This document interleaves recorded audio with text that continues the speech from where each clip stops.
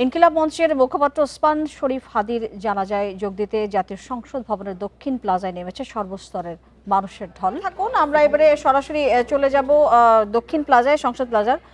সেখানে রয়েছে সহকর্মী জাহানারা পারভিন। জাহানারা পারভিন, আপনার কাছ থেকে জানতে চাই যে আমরা এর মধ্যেই দেখছি প্রধান উপদেষ্টা জানাজায় অংশ নেবার জন্য সেখানে যাচ্ছেন, আমরা তার ছবি আমরা দেখতে পাচ্ছি।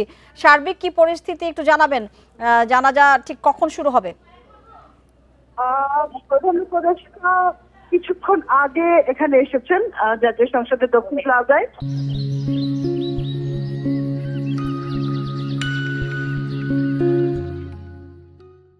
এই জানাজায় অংশ নেওয়ার জন্য এর আগে আরো 1 ঘন্টা আগে আমরা দেখেছি বিভিন্ন রাজনৈতিক দলের নেতারা এসছেন। জামায়াতের আমির শফিকুর রহমান এসছেন, বিএনপির স্থায়ী কমিটির সদস্য সালাউদ্দিন আহমেদ এবং সিনিয়র যুগ্ম মহাসচিব রুহুল কবির রিজভী এসছেন। তারা আরো অনেক আগে এখানে এসে তারা এসেছেন এবং সরকারের উপদেষ্টারা এসছেন, সেনা প্রধান এসছেন। আজকে যেটা দেখতে পাচ্ছি, আর সকাল পর থেকেই ছাত্র জনতার একটা বড় অংশ এখানে জমায়েত হয়েছে। তারা এই হাদির বিচারের দাবিতে, এই যে হামলায় গুলিবিদ্ধ হয়ে যে মারা গিয়েছে, এই বিচারের দাবিতে তারা স্লোগান দিয়েছে এবং ক্রমাগত স্লোগান দিয়েছে। এবং এই সংসদ ভবনের আশেপাশের এলাকা বলা চলে যে শোকাহত মানুষের লোকারণ্য হয়ে গেছে। আর এখানে আমরা যেখানে রয়েছি, জানাজা ওসমান হাদির যে মরদেহ এখানে রাখা হয়েছে।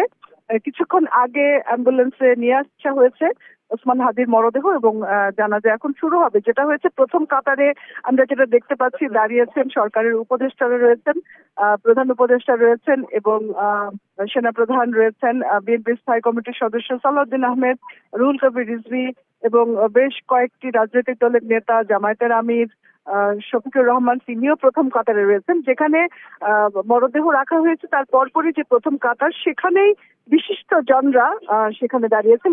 পাশাপাশি পুরো এলাকা কিন্তু এখানে এক ধরনের, আমরা বলতে পারি যে ছাত্র জনতার উপস্থিতি রয়েছে।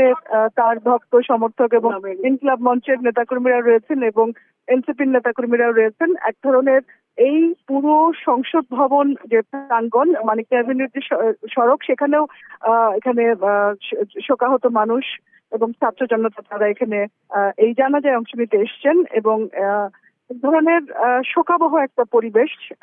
শরীফ ওসমান হাদির এই জানাজায়, এটাতে ঐতিহাসিক জানাজা বলতে পারি আমরা, যে উপস্থিতি দেখেছি মানে বিশিষ্ট জন সহ ছাত্র জনতা, সাধারণ মানুষের যে উপস্থিতি। আজকের মৃত্যু শোক না, এটা বাংলাদেশের ইতিহাসের একটি গুরুত্বপূর্ণ মানে মৃত্যু এবং শোক। এবং এই যে জানাজাটা একটি স্মরণকালের একটা ঐতিহাসিক জানাজা, যেটা আমরা দেখতে পাচ্ছি যে সব ধরনের মানুষ এখানে এসেছে।